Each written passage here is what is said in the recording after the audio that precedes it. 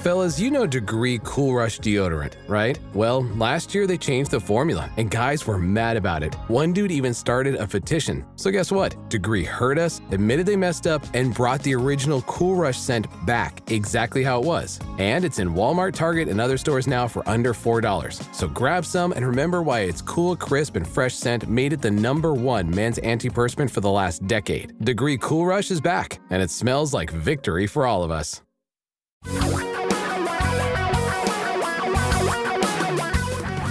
Reality radio for a really great future.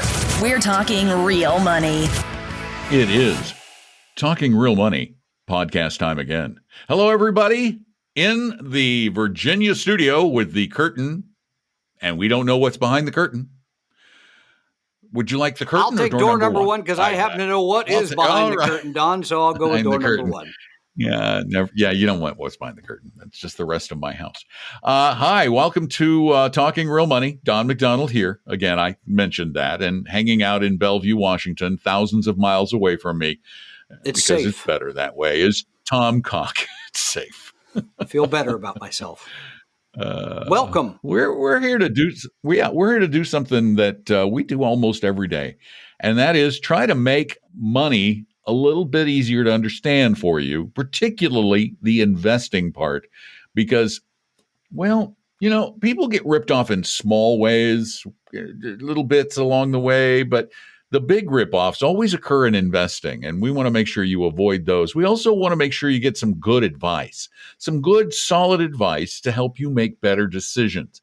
And every single day, if you look in the financial media, you're going to find a lot of advice. And a lot of these headlines are the 5 things to do, the 10 things to do.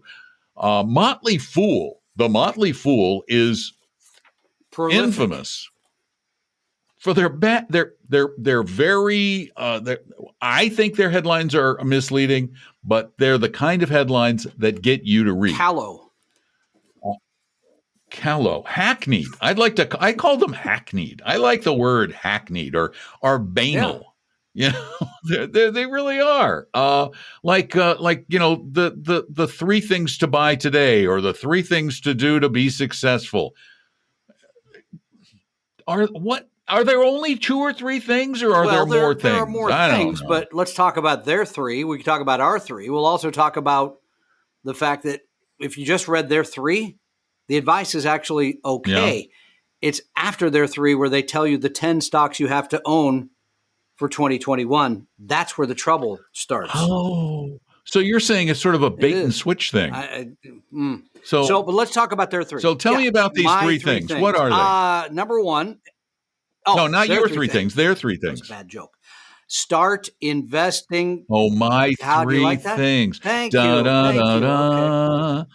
We were children of the 50s, all right. So we know that show. Because I've been working on jingles a lot lately, as you know. Number 1 is start investing early. Not good jingles. Early. Oh, okay. Hold on, I got to make notes. Start investing early.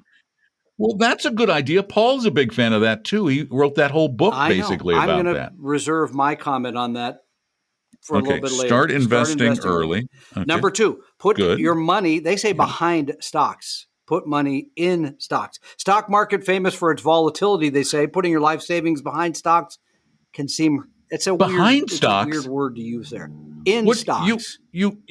There's stocks here, and if you put your money, you put them right behind them to follow the stocks. Very dangerous. You go first. Bonds. Is this the stock queue at Disney World? They point out bonds.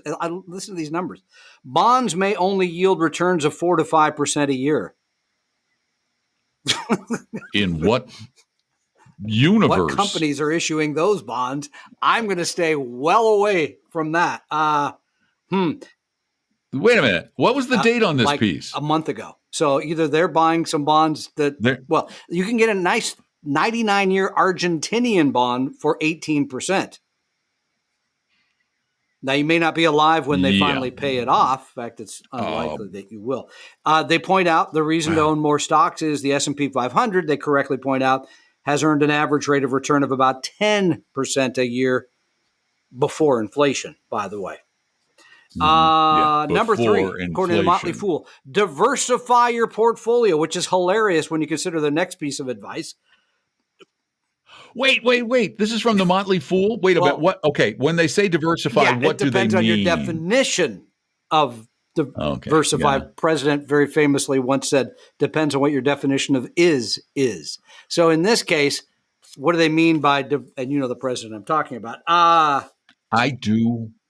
And I know what the is exactly, they were talking about. Let's not go there because this is a family-oriented It's a family show. Podcast. Okay, so those are 3 pieces of advice. I'll give you my 3 in a minute, but here's the problem. Yeah. Wait. No. All they say is what did they say diversify multiple into? Stocks from a variety of industries. Multiple stocks from a variety of industries. Okay, that's not diversifying. Then after they've given you 3, pretty decent pieces of advice, they go right into the new headline to get you worked up, Don.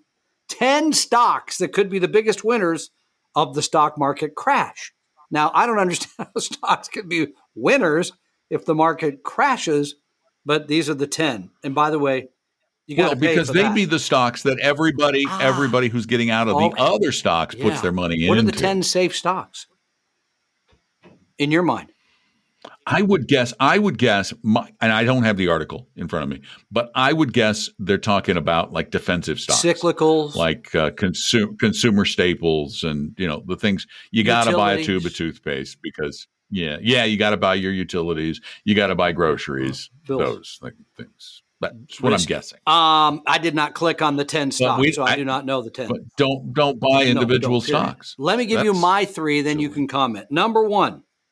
Okay. I think this is absolutely important. Absolutely incredibly important. Mocking me. My wife did this at dinner last night when she was repeating what I was saying. Didn't turn out well for either party, I might add.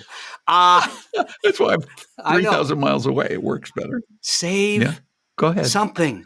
It's still a majority of us that save nothing. Save something. Your first, I think the easiest time to do this, by the way, is if you can't do it before college, you're graduating or going into your first job, whatever your first job is, automatically set up a withdrawal of like 15% of your paycheck. It goes into a retirement plan. You don't touch it. You don't feel like you have money to spend. It's just gone. And then it's invested in an aggressive portfolio at 24, 25, whatever. You should not have bonds in your portfolio if you can take the heat of ups and downs. So basically you're saying Bitcoin or always GameStop? Bitcoin, always GameStop. Don, come on, let's make some real money here. Oh, no, it's AMC now. Still one of the best. Or Snowflake or whatever. Don't get me going on Snowflake. Anyway. What? Okay, what's number 2? Well, I just said number 2. Invest aggressively. Oh. And I don't mean aggressively like Don just said. I thought that was part of number 1. We were kidding about owning individual stocks and meme stock. No, none of that. A widely diversified portfolio of thousands of stocks, and you could do it at a low cost. A VT, you could do that. For example. You could own, that's like 9,000 stocks you have exposure to for almost nothing. Here's where we differ on number 3. They're going to tell you to diversify, which I think is important, but I'm going to tell you that the thing that I see most from people that I talk to every day is tune out the noise. I'm not talking about this podcast. I'm talking about Closing Bell from CNBC. I'm talking about Money Magazine. I'm talking about all the online people that are telling you, here's what's coming next. By the way, the article from the Motley Fool, 10 stocks that could be the biggest winners of the stock market crash, which people have been predicting for, let's just say 11 years, as long as this bull market's been running. Tune out the noise. It will kill your returns. It will hurt your emotions. You got to figure out how to let all that go. Those are my 3. 3 things aren't enough. No, there's That's more. my Sure. answer. 3 things is never enough. I mean, come on. If, for example, start investing early and yours save something, they go together. Yeah. Start saving something early. There you go. Invest aggressively. What was their number 2? Their number 2 was get behind stocks. Well, basically, they're similar. Stand in line behind stocks or invest aggressively. They're similar. And then the diversify has got to be one of them. The tune out the noise has got to be another one of them, but properly diversify, tune out the noise. And then I'm going to add one more that really would be a list of 6 now. Actually have an actionable plan that you will stick to No, forever. actually, that's a really good point. With No, that's a very good variations. point, because you could be 24 and you're just starting out and you're not married, but you just started a job. Maybe what you have is a 3-year plan that says, I'm going to save for retirement. I'm going to save for housing or whatever it is, real estate purchase. But I love that. Then you can readjust it. You meet someone, you get married, you have kids, you readjust that plan, but you always have a series of rails you're staying You inside have a of. Yeah, I think that's plan. good. Exactly. Yeah, that's good. But yes, you can always fiddle with it. Everything can be fiddled with. But if you don't have the plan to begin with, you've got nothing to rely on to maintain the discipline. You got to maintain the discipline. It's really important. And I have Yes, a please. question for you that was sent into talkingrealmoney.com, although you can call your questions in too to 855-935-TALK, or go to talkingrealmoney.com and click on the contact form, and we read them on the show. Well, although we're weeks behind on the reading ones. Well, we're slow readers. I try to read with emphasis, with feeling. Yes. The subject, dollar. We already cost did this averaging. one. We did Did one we? recently on dollar cost averaging. I don't think Okay. this is the one. Nope, this You're is the not man. the same one. I'm telling you. My Yeah. question is, it says, hello and thank you for your show. It's been valuable to reinforce my financial plan. There you go.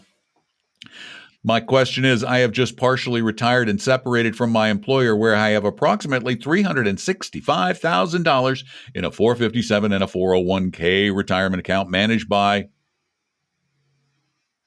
Great West, the insurance company. This money is our nest egg. My defined benefit pensions more than pay our regular living expenses for both my wife and I, and we're working part-time. I want to pull the money from Great West for 2 reasons. I got more than that if you want. Yeah. Hey, yeah. 1, the plan remains under the control of the employer and could change, and frankly, for privacy reasons.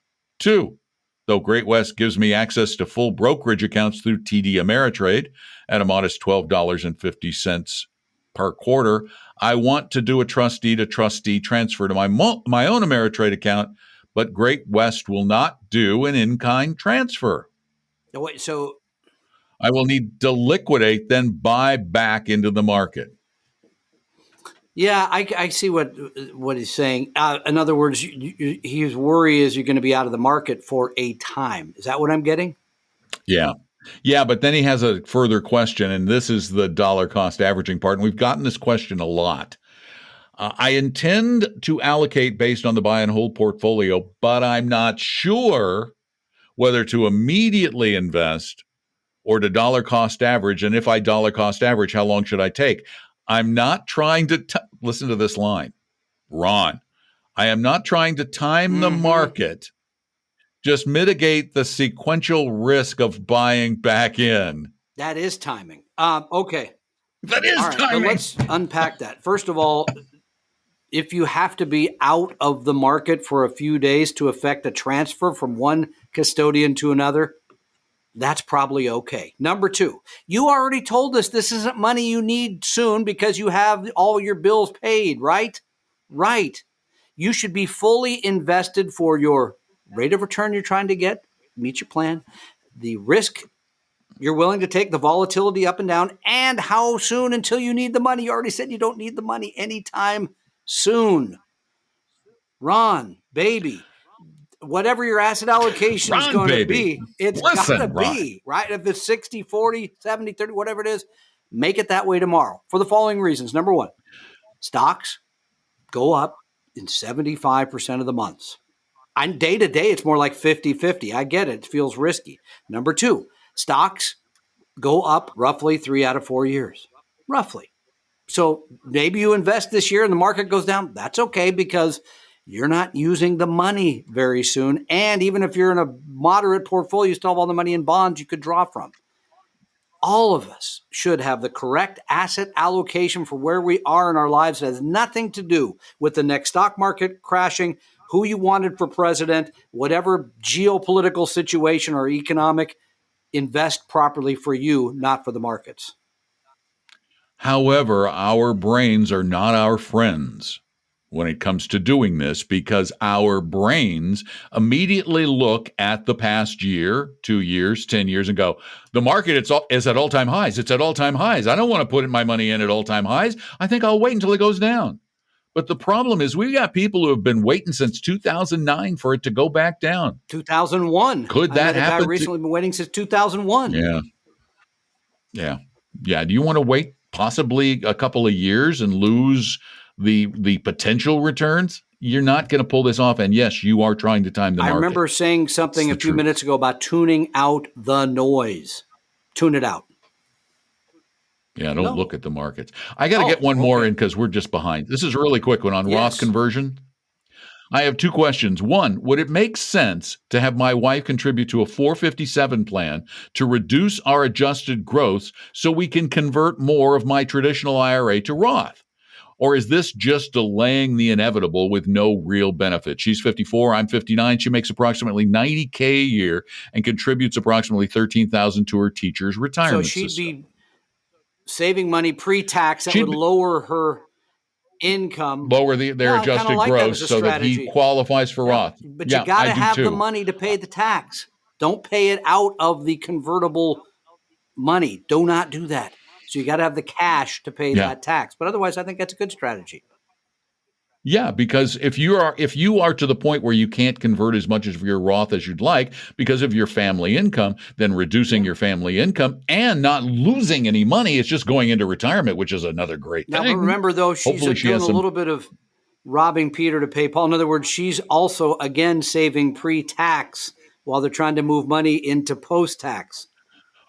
Right, but it's still putting money away for retirement. So, it's not like you're losing anything and you're able to get more money into that Roth account. So now you have both. You have the pre and the post-tax Which I really do like, So I like the idea.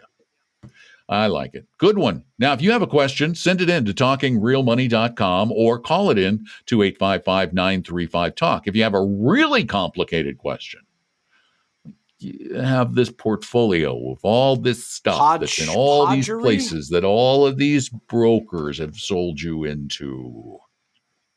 It's called a hodgepodge. No, the act of hodgepodging is hodgepodgery. Aren't you the guy who wrote your portfolio bomb something jock or something? Yeah, I don't know. that was me. Hodgepodge portfolio is one in which a hodgepodgerist invests in a lot of things. So we have I'm going to have hodgepodge pie for dinner tonight. So you have, you have just are now getting a little bit of hodgepodgeitis. Ouch. Anyway, if you want some help, we have this advice firm. That's where Tom is seated right now. The people going back and forth behind me, trading stocks and doing all that stuff. No. Yeah, we don't do any of that stuff. He's got pictures of his kids. I noticed I got to move those around because some kids are going to feel like they're getting left out. Not that any of the kids have ever watched these videos, so they're not going to know anyway. The one that's left out is the one who works there. So the heck with him. Doesn't need to be mentioned. He doesn't need to be mentioned. Fix the hodgepodgery. Go to Vestry. Okay. Shh. Okay. Stop. Go to Vestry.com and set up an appointment with one of our advice guys. You might even get Tom. Sometimes he calls. Don't get me going. I don't know why, and then he complains. I'm so busy. Well, quit calling people. Thanks. We got to do another podcast. So thanks for being a part of this one. We will be talking at you soon. Go to YouTube. If you're listening, go to YouTube. If you're at YouTube, go listen. Or do whatever. I'm done. Tom's over there thinking about and talking about real money. Talking real money. We hope you realize that the information provided on Talking Real Money is for educational and hopefully enjoyable purposes only. Providing personalized financial planning or investing advice takes time, so please consult with a really good fee-only fiduciary investment, tax, or legal advisor. We know a good one. Investing must always involve risk. In other words, you can and probably will lose money at times. Also, as much as you want it, no one can accurately, consistently predict the future. So past performance doesn't tell you a darn thing about what the future will bring. Unlike many other programs that say something similar, Talking Real Money is not trying to get you to buy or sell any financial products or securities. Instead, the program is provided as a public service by Vestry, a fee-only registered investment advisor. Thanks for listening, and please visit talkingrealmoney.com for more information and disclosure. disclosures. That's a wrap.